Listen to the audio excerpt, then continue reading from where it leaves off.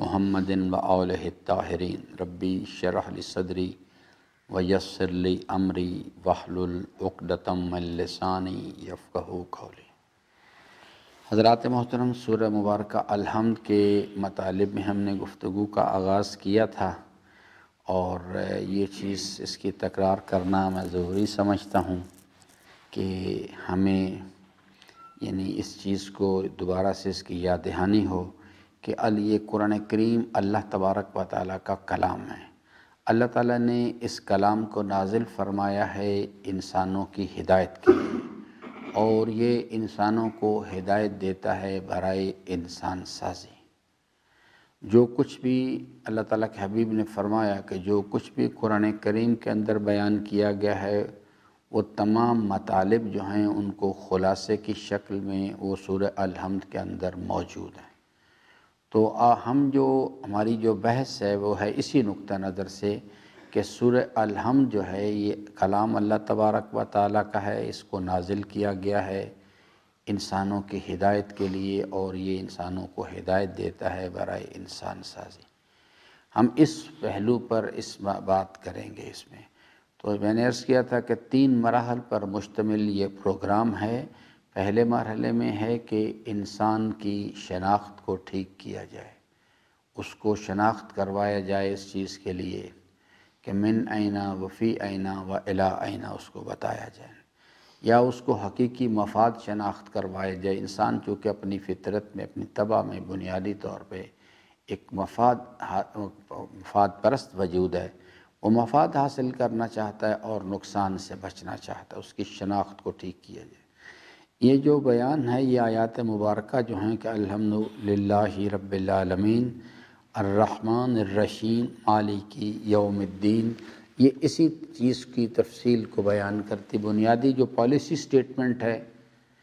وہ ہے الحمدللہ رب العالمین، الرحمن الرحیم مالک یوم الدین جو ہیں یہ بنیادی طور پہ عالمین کی ربوبیت کی تفصیلات جو ہیں ان کو سمجھانے کے لیے بیان کیا گیا۔ دوسرے مرحلے میں ایاک نعبد و ایاک نستعین ہے۔ یہ چیز جو ہے کہ اس شناخت کی بدولت انسان کا جو پریکٹیکل بیہیویئر ہے اس کو اس مقام پہ لانا ہے۔ اس میں بھی 2 مراحل ہیں، ایک ہے ایاک نعبد اور دوسرا ہے ایاک نستعین۔ یہ شناخت جو ہے ٹھیک ہوگی تو پھر اس سے آگے تعلیم و تربیت کے اگلے مراحل سے گزارا جائے گا اور وہ اس مقام پر پہنچے گا۔ خود بخود انسان جو ہے وہ ان مراحل کو ہم سمجھیں کہ خود بخود یہ طے ہو جاتے، ایسا مسئلہ نہیں ہے۔ اور تیسری چیز ہے اہدنا الصراط المستقیم، انسان کو یونی ڈائریکشنل کرنا، اس کو تعلیم و تربیت کے مراحل سے گزارتے ہوئے اس مقام پر لایا جائے کہ وہ یونی ڈائریکشنل ہو جائے، اس کے پاس صرف ایک چیز باقی رہے، باقی سب چیزیں جو ہیں وہ پیچھے چلی جائیں اور ان کو وہ انسان اختیار کرے بطور وسیلے کے، واجبات بجا لائے اسی مقصد کے لیے، محرمات سے پرہیز کرے اسی ایک نقطے پر، اس زندگی کا مقصد صرف اور صرف ایک چیز ہو کہ اللہ تعالیٰ کی رضا حاصل کرنی ہے۔ باقی جو آگے کی آیات مبارکہ ہیں، صراط الذین انعمت علیہم غیر المغضوب علیہم ولا الضالین، یہ تمام جو ہیں یہ اسی کی صراط مستقیم کی تفصیل اور تشریح کے طور پہ اس کو لایا گیا۔ تو ہم آج اس کا گفتگو کا آغاز کرتے ہیں یہاں سے۔ یہ جو پہلی میں نے عرض کیا کہ آیہ مبارکہ ہے، پالیسی سٹیٹمنٹ ہے کہ الحمدللہ رب العالمین، پہلے اس کو سمجھنے کی کوشش کرتے ہیں۔ جو پہلا مرحلہ جو ہے الحمدللہ، یہ بنیادی طور پہ یہ چیز جو ہے کلیم ہے بنیادی، اور رب العالمین جو ہے یہ اللہ تبارک و تعالیٰ نے دعویٰ پیش کیا ہے پہلے مرحلے میں الحمدللہ، اور دوسرے مرحلے میں اس کی دلیل پیش کی ہے کہ جناب یہ اس دعوے کی دلیل یہ ہے۔ اب یہ دونوں چیزیں جو ہیں ان کو صرف پڑھنا نہیں، ان کو سمجھنا نہیں، بلکہ اگلے مرحلے میں جا کے اس نظریے کو سمجھنے کے بعد اس پر یقین پیدا کرنا ہے، یقین حاصل کرنا ہے۔ کیونکہ وہ جو چیز آگے کا مرحلہ ہے، یعنی ایاک نعبد و ایاک نستعین، وہ جو ہے وہ منحصر ہے اس یقین پر۔ اگر انسان اس نظریے کے بارے میں یقین حاصل کرنے میں سمجھ جائے نظریے کو، اور دوسرے مرحلے میں اس پر یقین پیدا کر لے، تو اس کے نتیجے میں انسان جو ہے پھر اس مرحلے کو، جو عملی زندگی کا پریکٹیکل بیہیویئر ہے، اس کو وہ طے کر سکتا ہے۔ اور اگر یہ یقین انسان کے پاس نہیں ہے، ولو قرآن ہی پورا حفظ کر لے، لیکن وہ اس نظریے کا یقین نہیں رکھتا، تو اگلا مرحلہ جو طے کرنا ہے اس کے لیے یعنی ناممکن ہے۔ جب ایک توانائی ہی نہیں انسان کے پاس، تو اس کو تو یہ دوسری چیز ہے۔ تو اب جو ہے بنیادی نظریہ پہلے سمجھا جائے اس چیز کو کہ کیا نظریہ کیا ہے۔ نظریہ جو ہے وہ جو اس کے اوپر الحمدللہ، الحمد جو ہے یعنی اس کو یعنی الف لام جنس کہا گیا ہے کہ تمام کی تمام حمد جو ہے منحصر ہے، جو اس کے اندر اس میں وہ کس کے لیے ہے؟ للہ ہے۔ لفظ الحمد کا جو حمد کا جو ہے یہ عربی زبان میں استعمال کیا گیا ہے، اس کا اردو زبان میں کوئی متبادل ہے نہیں ہے۔ یہ جو ہم عام طور پہ تراجم میں دیکھتے ہیں کہ تمام تعریفیں جو ہیں، ہم جو ہے عربی زبان میں ایک بڑے وسیع مفہوم کے لیے استعمال کیا جاتا ہے۔ بہرحال اردو زبان کی اپنی ایک محدودیت ہے، اس کے اندر ہی رہتے ہوئے ہم نے بات کرنی۔ تمام تر تعریفیں للہ ہے، اللہ کے لیے۔ تو جو اس کے اندر میسج ہے، جو اصل کلیم ہے، وہ یہ ہے کہ ہر تعریف جو ہے، تعریف کی جاتی ہے کسی کمال پہ، ہر تعریف جو ہے وہ منحصر ہے اللہ کی ذات کے لیے۔ یعنی اس سے مراد یہ ہے کہ تعریف کی جایا کرتی ہے کسی کمال پہ، اس کا مطلب ہے ہر امکانی کمال جو ہے وہ فقط اور فقط اللہ تبارک و تعالیٰ کے لیے ہے۔ یعنی اس کو آپ یوں بھی سمجھ سکتے ہیں کہ اس کائنات میں کسی شے کے پاس کمال ذاتی نہیں، ہر چیز یعنی مخلوقات میں سے ہر شے کو جو بھی ان کے پاس کمال ہے، سب کچھ اللہ کا دیا ہوا ہے۔ وجود ایک کمال ہے، وجود کے اندر کمالات ہیں، سب کچھ کسی شے کے پاس کمال ذاتی نہیں، سب کچھ اللہ کا دیا ہوا ہے۔ یعنی اگر ہم مثال کے طور پہ کسی منظر کی تعریف کرتے ہیں، کہتے ہیں کیا خوبصورت شاندار منظر ہے، تو در حقیقت تعریف جو ہے وہ اس کی نہیں ہو رہی ہوتی، بلکہ تعریف اس ذات کی ہو رہی ہوتی ہے جس نے اس کو وجود بخشا، جس نے اس کو یہ حسن عطا کیا ہے۔ جیسے ہم امیر المومنین کی تعریف کرتے ہیں، ان کے علم کی، ان کی شجاعت کی، تو تعریف در حقیقت امیر المومنین کی نہیں ہو رہی ہوتی، بلکہ اس ذات کی تعریف ہو رہی ہے جس نے کہ انا خلقنا الانسان، جس نے کہ اس شے کو وجود بخشا ہے، اس کو یہ کمال عطا کیا۔ تو اللہ تبارک و تعالیٰ جو ہے بنیادی جو چیز ہے، جو اس پر میں عرض کروں گا کہ شارع مقدس اسلام یہ بات کیوں سمجھانا چاہتا ہے ہمیں، وہ بات کی بات ہے، لیکن پہلے نظریے کو سمجھا جائے کہ اس کائنات میں کسی شے کے پاس کمال ذاتی نہیں، سب کچھ اللہ کا دیا ہوا۔ اللہ تبارک و تعالیٰ منبع کمال ذات ہے۔ کسی یعنی جو اس کائنات کے اندر جو جس چیز کے اندر جو بھی کمال دکھائی دے رہا ہے، اس کا وجود ہے، وجود کے اندر کمالات ہیں، وہ سب کے سب چیزیں جو ہیں کسی شے کے پاس بے ذات ہی نہیں، اللہ کا دیا ہوا۔ یہ چیز جو ہے یعنی اس کو جب اسی آیہ مبارکہ کو ہم یعنی مخلوقات کی طرف رخ کر کے اسے پڑھتے ہیں، تو وہ چیز جو ہے اس کو اچھی طرح سمجھنا ہے اور اس پر یقین پیدا کرنا ہے، کیونکہ اسی چیز کو ہم نے نماز کی حالت میں آ کے ریپیٹ کرنا ہے کہ اگر ہم وہ چیز اس کو نہیں سمجھ کے ریپیٹ نہیں سمجھیں گے تو اس کے نتیجے میں جو نقص پیدا ہوگا، انسان اپنی میں کو ختم نہیں کر سکے گا۔ ادھر رخ کر کے پڑھتے ہیں تو اس کا مطلب ہے کہ اس کائنات میں کسی شے کے پاس کمال ذاتی نہیں، سب کچھ اللہ کا دیا ہوا۔ یہ اسی طرح سے کہ الذی خلق فسوا قدر فہدا، جو کچھ بھی ہے سب کچھ اللہ تبارک و تعالیٰ نے ان کو وجود بخشا ہے، ان کو کمال عطا کیا۔ جیسا کہ اللہ تبارک و تعالیٰ جو ہے اس سورہ مبارکہ ملک میں غالباً یہ کہ آپ ان یعنی جو پرندے فضاؤں میں اڑ رہے ہیں آپ ان پہ غور کریں تو یہ جو یعنی ان کے کبھی اپنے پروں کو پھیلاتے ہیں اور کبھی سمیٹتے ہیں یعنی پرواز کرتے ہیں، یہ سب کچھ اللہ تعالیٰ کی شان رحمانیت کا نتیجہ ہے۔ اسی طرح سے انسان جو سانس لے رہا ہے، حرکت کر رہا ہے، جو یہ سب کچھ یہ چیزیں جو اس کائنات کے اندر جو کچھ بھی ہیں سب کچھ اللہ تعالیٰ کی شان رحمانیت کا نتیجہ۔ اس نے اپنی علم و قدرت کا جب اظہار کرنا چاہا تو اس نے فطر الخلائق بقدرت ہے، اس نے مخلوقات کو عدم سے وجود بخشا اور ان کو کائنات کے اندر انہیں پھیلا دیا۔ تو یہ بنیادی جو نظریہ ہے اس چیز کو، اور اسی طرح سے اس آیہ کریمہ کو اگر ہم اپنی ذات کی طرف رخ کر کے اس کو پڑھتے ہیں تو اس کا مطلب ہے کہ پروردگارا میرے پاس کوئی کمال ذاتی نہیں، سب کچھ تیرا دیا ہوا ہے، میرا وجود اور اس کی بقا، اس کے اندر کمال، کمالات کی بقا اور ارتقاء سب کچھ تیرے دست قدرت میں ہے، سب کچھ تو نے عطا کیا ہے انسان کو۔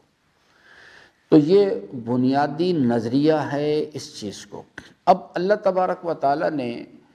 اس نظریے کی دلیل کے طور پہ جو چیز پیش کی، فرماتا ہے کہ آپ اس بات کو اگر سمجھنا چاہتے ہیں تو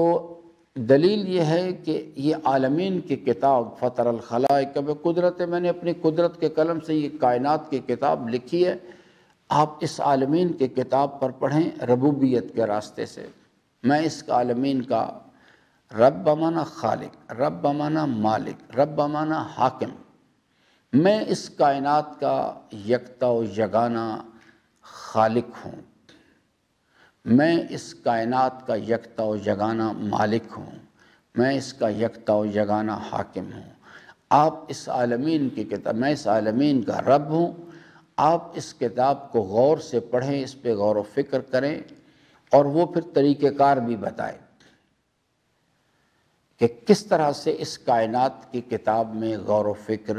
کرنا ہے، وہ بھی سمجھایا صاحب جو بعد میں آنے والے وقت میں۔ لیکن آج کی جو گفتگو وہ صرف یہی ہے کہ بنیادی جو سٹیٹمنٹ ہے، پالیسی سٹیٹمنٹ جو ہے وہ یہی ہے، الحمدللہ، ہر امکانی کمال جو ہے وہ منحصر ہے اللہ تبارک و تعالیٰ کی ذات کے لیے۔ یہ جو یعنی میں نے حمد کے بارے میں بھی عرض کر دیا، للہ، اللہ کے لیے، یہ جو لفظ اللہ ہے یہ بنیادی طور پہ یہ تھا الالہ، الالہ، کثرت استعمال کی بنیاد پر اس کو پڑھا جانے لگا اللہ۔ تو اب جو چیز ہے وہ یہ ہے کہ الحمدللہ، ہر امکانی کمال جو ہے وہ منحصر ہے اللہ کی ذات میں۔ اس کائنات میں کسی شے کے پاس کوئی کمال ذاتی نہیں، سب کچھ اللہ کا دیا ہوا۔ تو الہ کہتے ہیں عزیزان اس وجود کو یا اس شے کو جس میں پائے جانے والے کمال سے متاثر ہو کے انسان گمان کرے یہ جو دو چیزیں بعد میں آ رہی ہیں، ایاک نعبد و ایاک نستعین۔ الہ کہتے ہیں اس شے کو یا اس ذات کو کہ جس میں پائے جانے والے کمال سے متاثر ہو کے انسان یہ گمان کرے کہ یہ شے یا یہ وجود مجھے بذات ہی کوئی فائدہ پہنچا سکتا ہے یا کسی نقصان سے بچا سکتا ہے۔ اس شناخت کی بدولت جو اس انسان اس کے ساتھ رابطہ پیدا کرے کہ اس کو راضی کرنے کے لیے عمل کرے اور ہر مشکل وقت میں اس سے امید وابستہ کرے، جس ذات کے ساتھ بھی یہ عملی زندگی کا بیہیویئر ڈیولپ ہو جائے اسی کو الہ کہتے ہیں۔ یعنی وہی شے جو ہے وہی انسان کے لیے الہ ہوتی ہے۔ چونکہ بنیادی نظریہ یہ سامنے آیا ہے کہ اس کائنات میں اللہ کے سوا کسی کے پاس کوئی کمال نہیں۔ کمال دو چیزوں سے مل کے بنتا ہے، علم اور قدرت۔ اور جب علم و قدرت جو ہیں ان کے کمبینیشن سے اس کے تیسرے ساتھ ارادہ شامل کر دیا جائے تو یہ پوری کائنات جو ہے اس کا وجود سامنے آتا ہے۔ چونکہ اللہ کے سوا کمال کسی کے پاس نہیں، اس واسطے اللہ کے سوا شان الوہیت کسی کے لیے زیبا نہیں ہے۔ کہ چونکہ جو بنیادی نظریہ ہے کہ الحمدللہ ہر امکانی کمال جو ہے وہ اللہ کی ذات میں کس سے نکل کے آ رہا ہے، جو سورہ حشر میں بھی جا کے اللہ تعالیٰ نے ارشاد فرمایا کہ هو اللہ الذی لا الہ الا هو عالم الغیب والشہادہ هو الرحمن الرحیم هو اللہ الذی لا الہ الا هو الملک القدوس السلام المؤمن المہیمن العزیز الجبار المتکبر سبحان اللہ عما یشرکون هو اللہ الخالق الباری المصور لہ الاسماء الحسنی۔ لہ الاسماء الحسنی سے مراد ہے کہ اللہ تبارک و تعالیٰ نے ارشاد فرمایا کہ اگر تمہیں ساری بات جو میں نے تفصیل سے سمجھائی ہے کہ میں منبع کمال ذات ہوں، سبحان اللہ عما یشرکون، اور کوئی میری ذات اور میری صفات میں میرے ساتھ شریک نہیں ہے، تو اللہ تعالیٰ فرماتا ہے کہ لہ الاسماء، اتنی بات یاد رکھیں پھر کہ لہ الاسماء الحسنی، ہر امکانی حسن کمال میری ذات، میں منبع کمال ہوں کائنات کا۔ یہ میں بار بار اس کا تکرار اس لیے کرتا ہوں، اس لیے کہ یہی چیز نہ سمجھنے کے نتیجے میں انسان کفر کرتا ہے، اسی کے نتیجے میں انسان شرک کرتا ہے۔ یہی پرابلم جو ہے بنیادی طور، تو بنیادی جو سٹیٹمنٹ ہے وہ یہ ہے کہ الحمدللہ ہر امکانی کمال جو ہے اللہ کی ذات سے نکل کے آ رہا ہے۔ اس کائنات میں کسی شے کے پاس کمال ذاتی، سب کچھ جو کچھ بھی ہے، خود اسے اپنی طرف رخ کر کے پڑھ لیں تو اس کہ انسان جب ہم نماز میں کھڑے ہو کے کہتے ہیں الحمدللہ رب العالمین، تو ہم کہتے ہیں پروردگارہ میں تیری بارگاہ میں اعلان کرتا ہوں، گواہی دیتا ہوں کہ میرے پاس کوئی کمال ذاتی نہیں، سب کچھ تیرا دیا ہوا ہے۔ یہ چیز جو ہے بنیادی طور پہ، اب دلیل جو اللہ تعالیٰ نے پیش فرمائی ہے وہ ہے کہ میں عالمین کا رب ہوں، میں عالمین کا رب ہوں، یعنی میں نے عالمین کو خلق کیا ہے، میں اس کا اصل مالک میں ہوں، اس کا اصل حاکم میں ہوں اس چیز کے لیے۔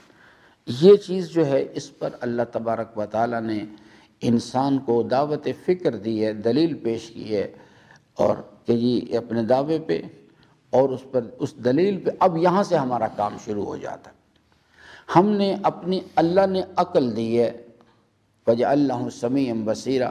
اب ہم نے عالمین کی کتاب جو ہے اس کو پڑھنے سے مراد ہے غور و فکر کرنا ہے، اس میں اللہ کی آیات میں غور و فکر کرنا ہے۔ وہی نسخہ جو حضرت امام صادق علیہ السلام نے تعلیم فرمایا کہ میں نے اللہ کے فرامین پر غور کیا،